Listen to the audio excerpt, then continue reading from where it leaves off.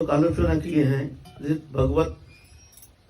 भगवत्ता के त्रिविध प्रकाश है, एक ज्ञानमय प्रकाश, एक ऐश्वर्यमय प्रकाश, एक माधुर्यमय प्रकाश। ये तीन प्रकाश मिलकर के पूर्ण भगवत प्रकाश। तीनों स्वीकृति है हमारे सनातन धर्म में। ये नहीं कोई उपासना ये मान्यता है, इसकी मान्यता है नहीं, ऐसा नहीं है।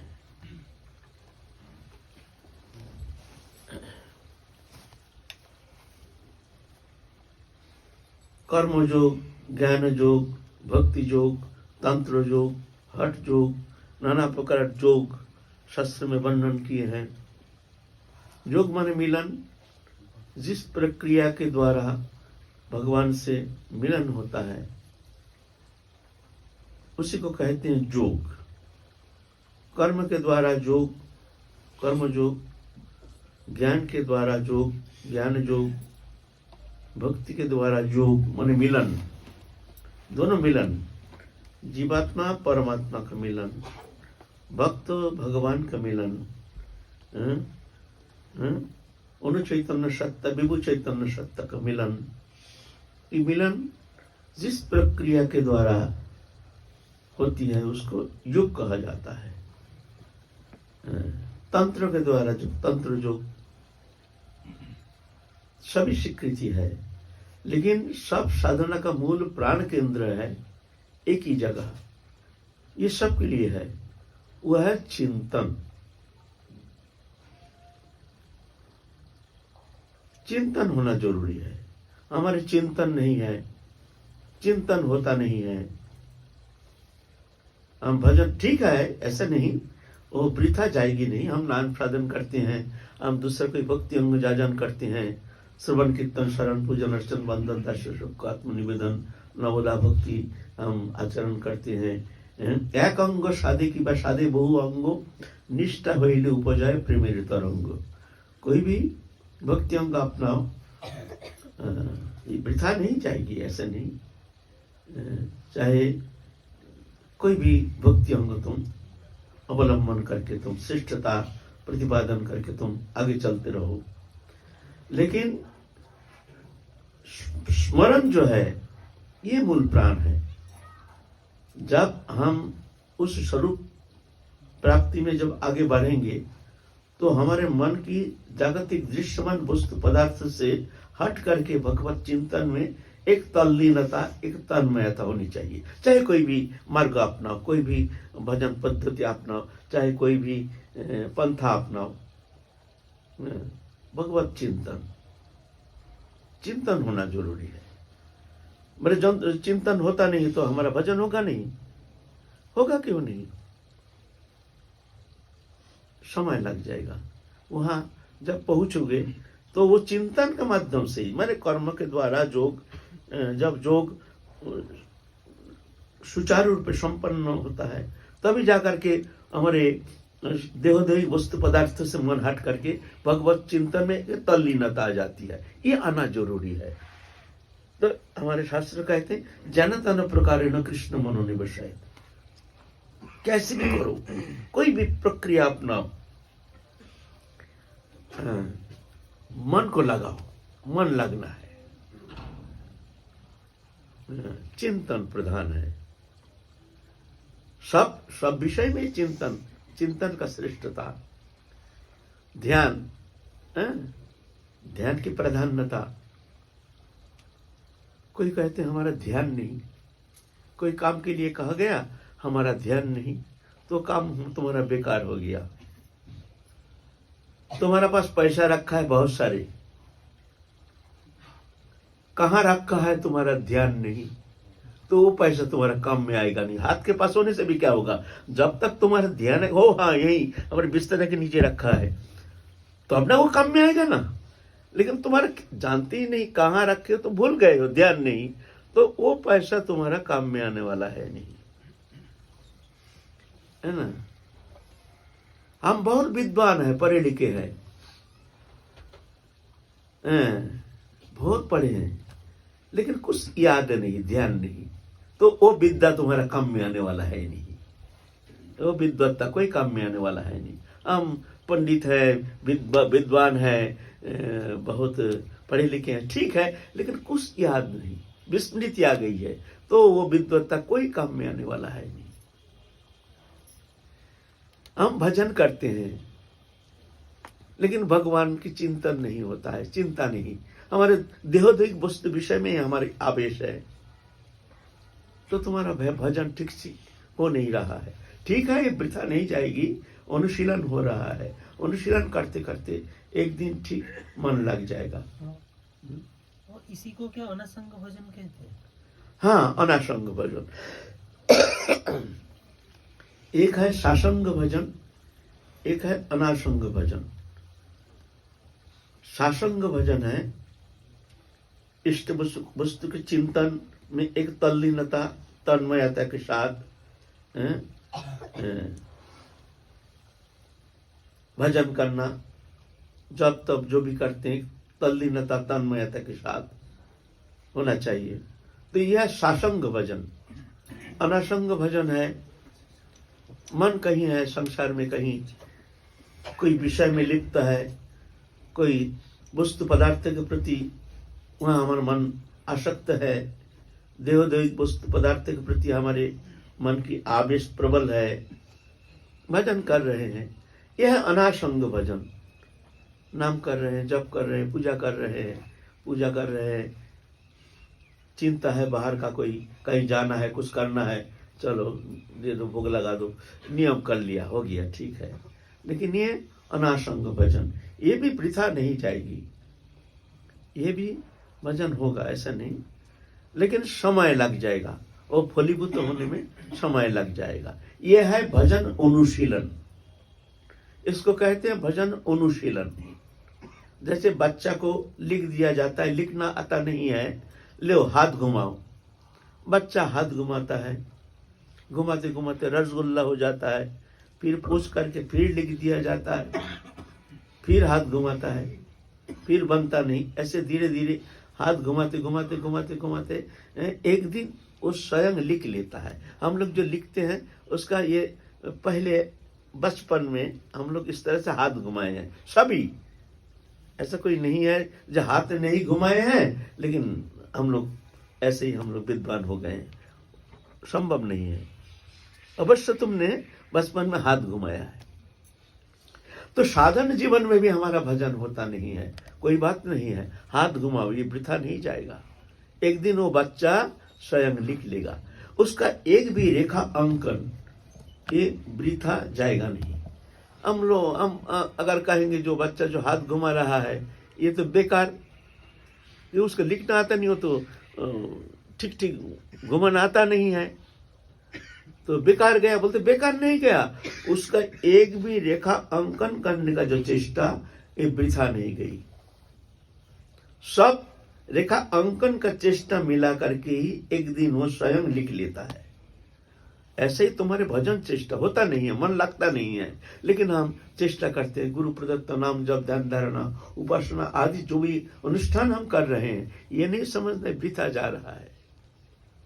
आप बोलोगे हमारा मन लगता नहीं, इसीलिए हम क्या करें, माला लेके बैठते हैं, मन लगता नहीं, इसीलिए हम माला जपते नहीं है।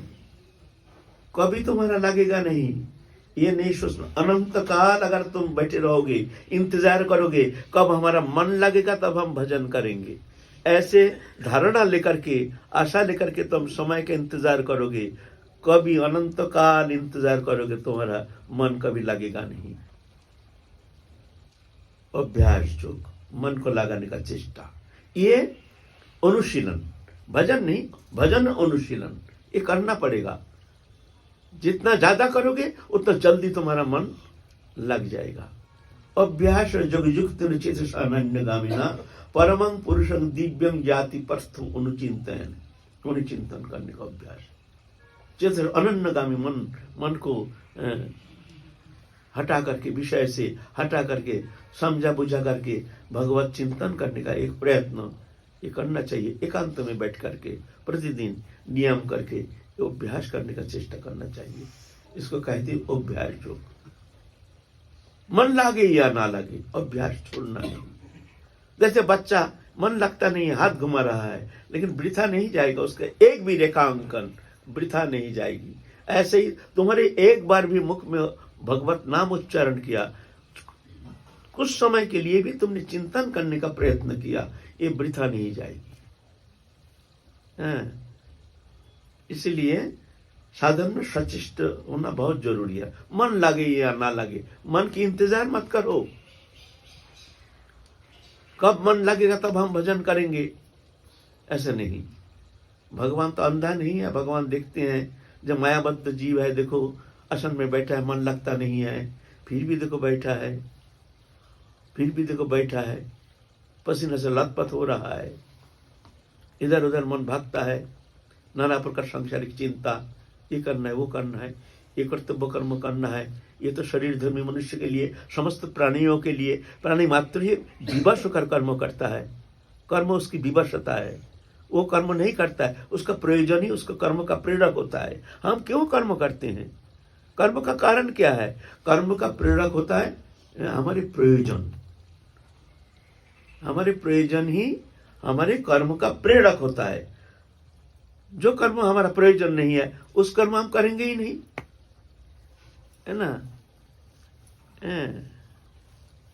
इसलिए हमारे जीवन में, मानव जीवन का श्रेष्ठ उद्देश्य, एकमात्र उद्देश्य है हरि भजन करना।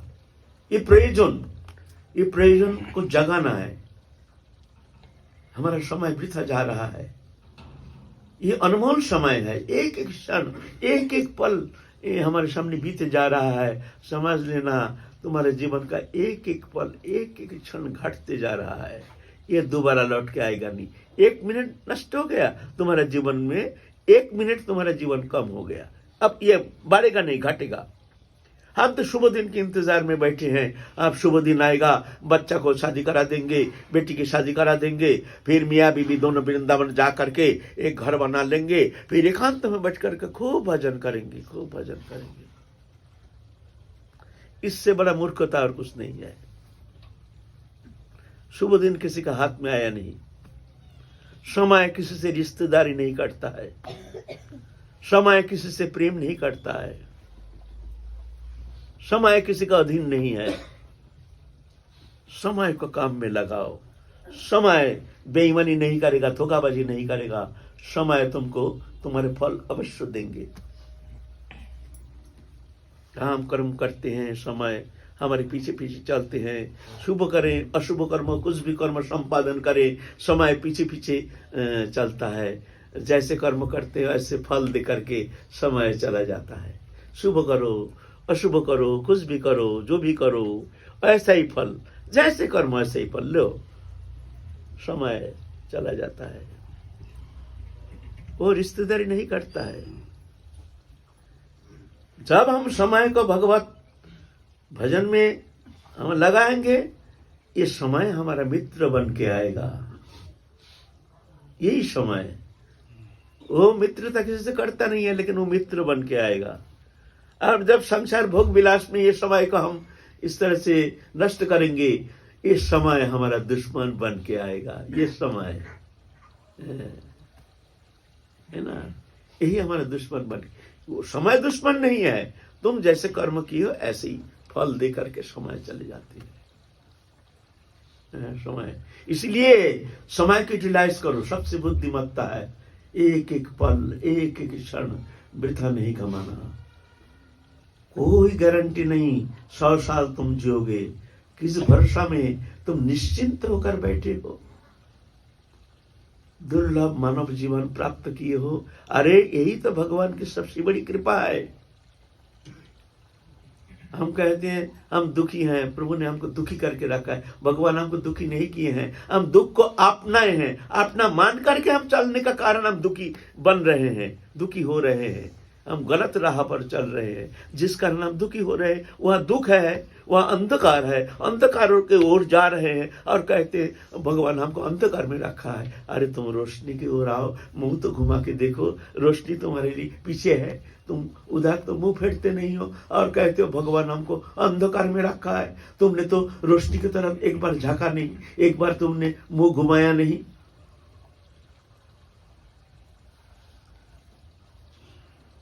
हमारे जितना मित्र है, हमारे जितना बांधव है, हमारे देहदेही वस्तु पदार्थ के सुख समृद्धि के लिए जो भी वस्तु पदार्थ है, भगवान से प्रियतम और कोई है नहीं, ना हो सकता है।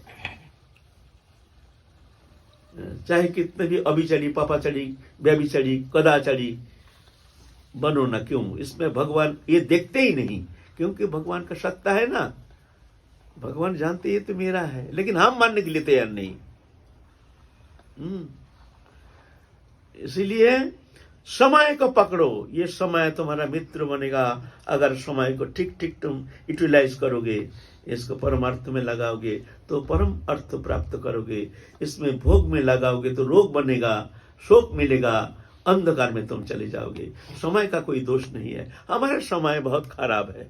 अरे समय किसी का खराब थोड़ी होता है। तुमने इसको दुरुपयोग किया, समय ऐसे ही खराब फल प्रदान किया। अरे हमारा समय बहुत खराब है ना। समय को हमारे अर्थ स्त्री पुत्र कुटुंब परिवार धन जन वित्त वैभव, इसके लिए जैसे हमारी चिंता है, ये तो भौतिक वस्तु, ये था नहीं, ये रहेगा नहीं, ये रख नहीं सकते हैं। और जो हमारा आत्म वस्तु, जिसके लिए प्रभु ने कृपा करके हमको मानव तनु प्रदान किए हैं, निर्देव मध्यम सुलभं सुदुर्लभं प्लवं सुकल्पं गुरुकर्ण धारम मयानुकुलन नवश्यतरितं पुमान भवाब्दिं न तरेत स्वात्महा। ऐसे मानव तनु पा करके जो संसार चक्र से मुक्त होने के लिए प्रयत्न नहीं करता है, वो आत्महत्याकारी। ये सबसे बड़ी कृपा है, प्रभु ने तुमको मानव तनु दे दिया है। हम उसको दुरुपयोग करते हैं, दुख की ओर भागते हैं, अंधकार को जा रहे हैं और दोष लगाते हैं। प्रभु ने हमको अंधकार में रखा है, प्रभु ने हमको दुखी किया है। हमारा बेटा का ये हुआ, हमारी बेटी की ये हुई, हमारे संसार का ये दशा ऐसे। अरे ये तो अनित्यम सुखं लोकमिमं प्राप्य भजस्व माम। अर्जुन संसार अनित्य सुख शून्य। मानव तनु पकड़ के मेरा भजन करो। अगर सुख पाना चाहते हो, यहाँ सुख किसी को मिला नहीं, तुम कौन भरोसा लेकर इंतजार कर रहे हो?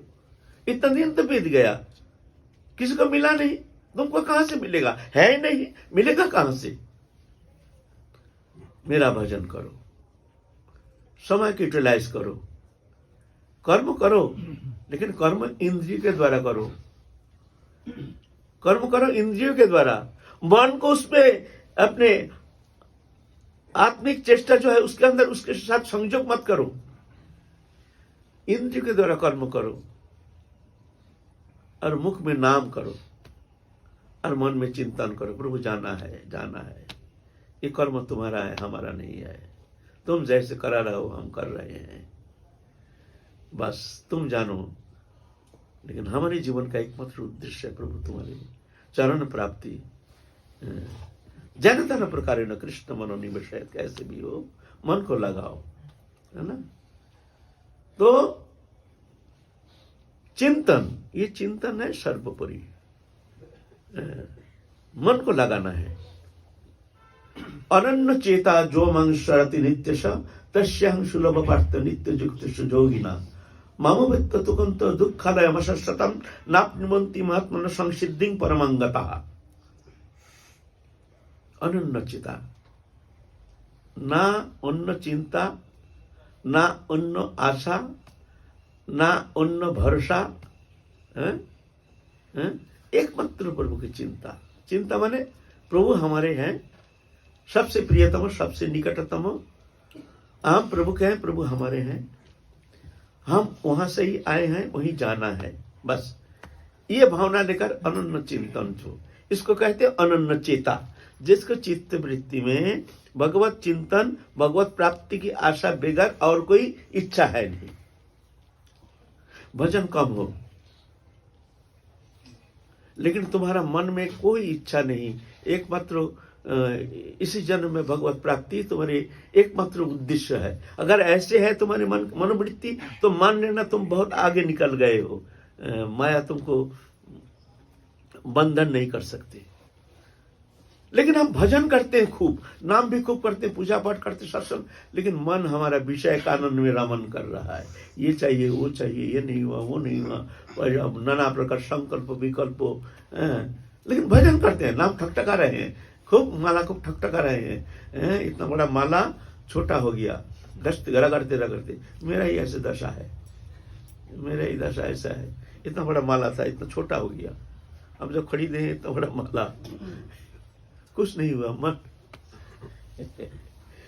कुछ नहीं हुआ। खूब भजन कर रहे हैं, लेकिन मन हमारा विषय कानून में रमन कर रहा है, तो समझना वो भजन तुमको संसार सागर से पार करेंगे, समय लग जाएगा। अभी तुम ये आशा नहीं करना कि इस जन्म में तुम भगवत प्राप्ति करोगे। भजन कम हो, हमारा भजन होता नहीं है, समय नहीं है, लेकिन दृश्यमान जागतिक वस्तु पदार्थ के प्रति किंचित हमारी आसक्ति नहीं। हमको कुछ नहीं चाहिए, कुछ नहीं चाहिए प्रभु। जो देख रहे हो तुम्हारा है, तुम करा रहे हो, हम कर रहे हैं, तुम नाचा रहे हो, हम नाच रहे हैं। प्रभु इस संसार में हमारा कुछ नहीं है। जब आए हैं हम ऐसे ही अकेला आए हैं, कोई वस्तु दृश्यमान, कोई वस्तु पदार्थ से हमारा कोई संपर्क नहीं था, सब संपर्क आगंतुक है।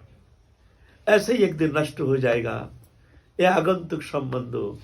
जहां संयोग है वहां वियोग अनिवार्य। ये संयोग का संसार है, वियोग होगा। ये शरीर तक ये भी संयोग है, ये भी तुमको छोड़ के जाना पड़ेगा। इसीलिए भजन कम हो, ठीक है, भजन नहीं होता है, लेकिन देखना, ख्याल रखना, इस हृदय में भगवत चरण, भगवत भक्ति चरण, भगवत भक्ति छोड़ करके और कोई वस्तु पदार्थ के प्रति हमारी कोई इच्छा नहीं। तो ठीक है, कोई चिंता नहीं, तुम घबराना नहीं, तुम अवश्य राधा रानी कृपा करेंगे। खूब भजन करते हैं, लेकिन हमारा मन ये चाहिए, वो चाहिए, वो चाहिए, वो चाहिए, तो समझ लेना तुमको आना पड़ेगा। इसीलिए अनन्य चिंतन, चिंतन चाहिए। अनन्य चेता जो मांग स्मरति नित्य स, नित्य माने अखंड, तोइल धारावत। कर्म में कोई दोष नहीं है, कर्म करो, कर से कर्म कर विधि नाना, चित्त रखो जहां कृपा निधाना।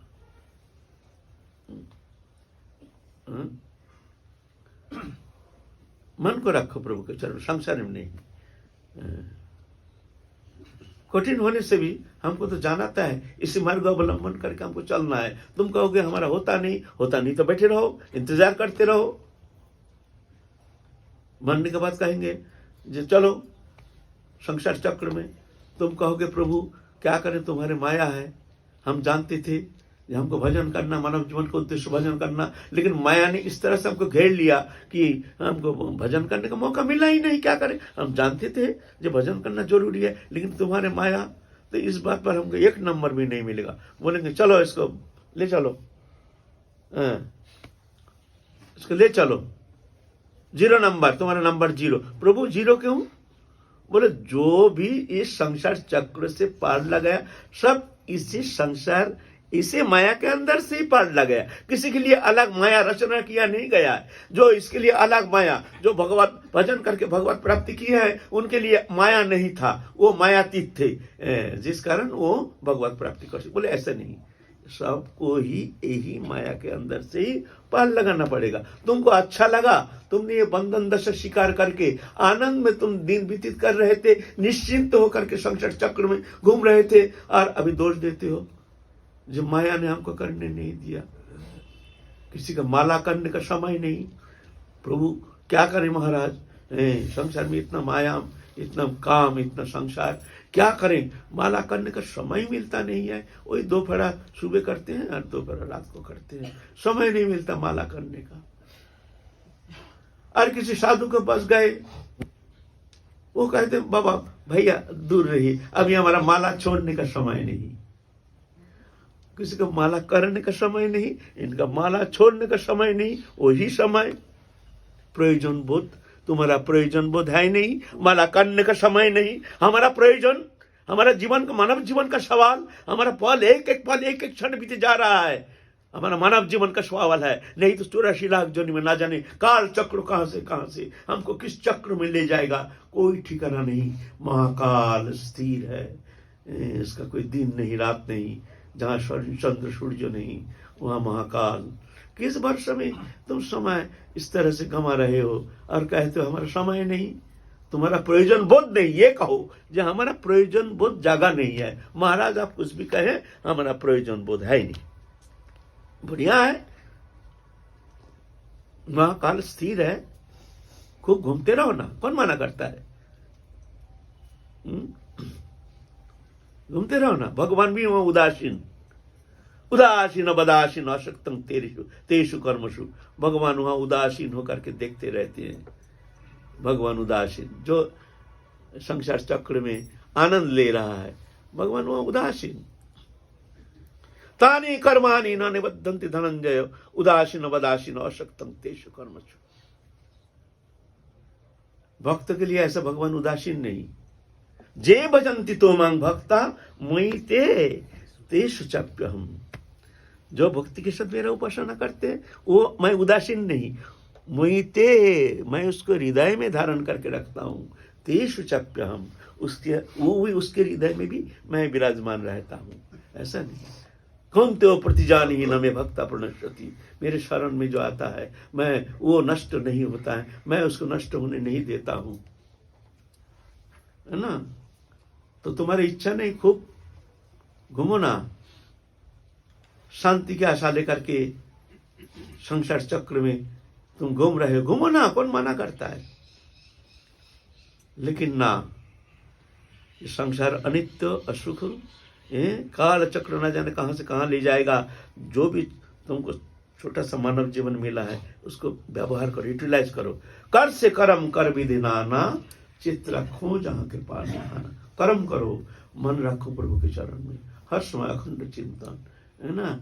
अनन्य चेता जो मांग शरति नित्य स तस्यांग सुलभ वर्त नित्य युक्त जोगिना। ऐसे नित्य युक्त जो रहता है वो सुलभ होता है, सहज हमको प्राप्त करने में समर्थ हो जाता है। जो हर समय हमारे ऐसे चिंतन करते रहते हैं, चिंतन प्रधान। तो हमारे गौरीय जो साधन पद्धति में कहे हैं नरोत्तम ठाकुर महाशय, साधन शरण प्राण मधुर मधुर धाम जुगल विलास स्मृति सार साध्य साधन यही यह बोई आर नाई यही विधि सर्वसाध्य सार। साधन शरण प्राण, ये प्राण है, चिंतन है साधन का प्राण केंद्र। चिंतन होना चाहिए, इसीलिए चिंतन करने के लिए साधु संग चाहिए, सत्संग में रहना चाहिए। तत्सहित साधन चेष्टा, तीव्र साधन चेष्टा। समय नहीं मिलता है, कम से कम निद्रा से समय हटाओ, कुछ घटा करके प्रातः काल बहुत जल्दी उठो, दरवाजा बंद करो, जहाँ सब सोते रहते हैं उस समय चुपचाप आसन में बैठ जाओ, ज्यादा से ज्यादा समय की यूटिलाइज करो। समय निकालो, समय निकालता है थोड़ी, समय निकाला जाता है, समय निकाला जाता है ना। इस तरह समय निकाल करके साधन प्रचेष्टा तीव्र होनी चाहिए, तो साधक भगवत कृपा से आगे निकल जाता है।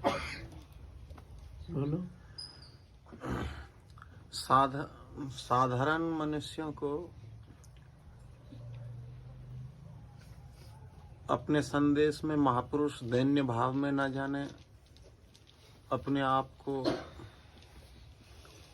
अति साधारण से भी साधारण, जैसे हमारी तो माला घिस गई लेकिन मन वहीं। लेकिन साधारण व्यक्ति क्या समझ सकता है कि ये महापुरुष अप्राकृत दिव्य चिन्ह में आनंद समुद्र में डूबे हुए हैं, तो वो तो इस बात को नहीं समझेंगे, तो उन पर तो असर अलग से जाएगा। तो इसमें क्या,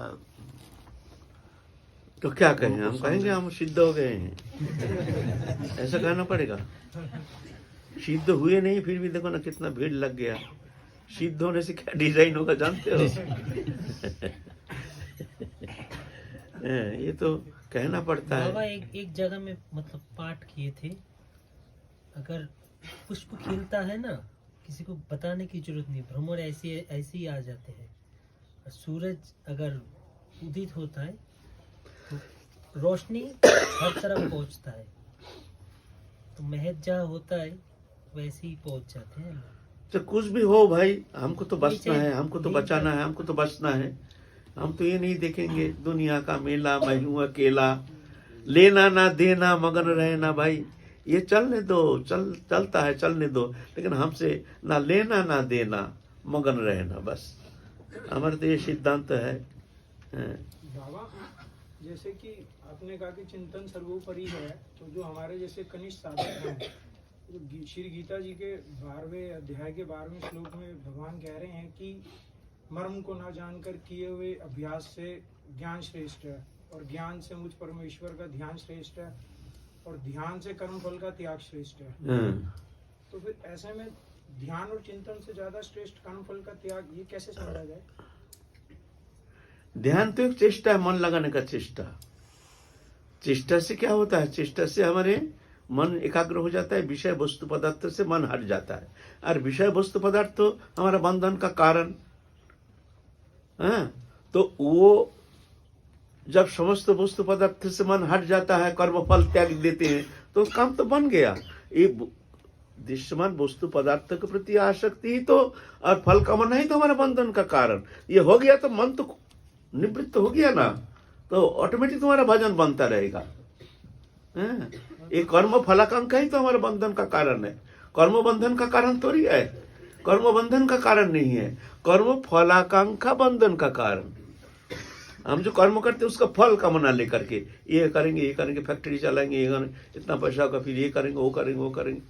हमको चला रहे हैं, ठीक है, लेकिन ये भगवत प्रभु के कर्म है, हमसे कोई लेना ना देना, मगन रहना, बस कर्म कर रहे हैं, ऐसे भावना लेकर कर्म करने से फिर बंधन कारण नहीं। तो कर्म फल त्याग हो गया, कर्म फल त्याग हो गया माने तुम आगे निकल गए हो, यही तो फंस गए हैं ना।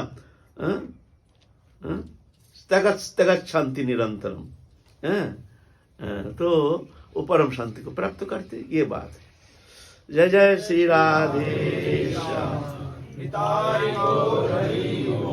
सद्गुरुदेव भगवान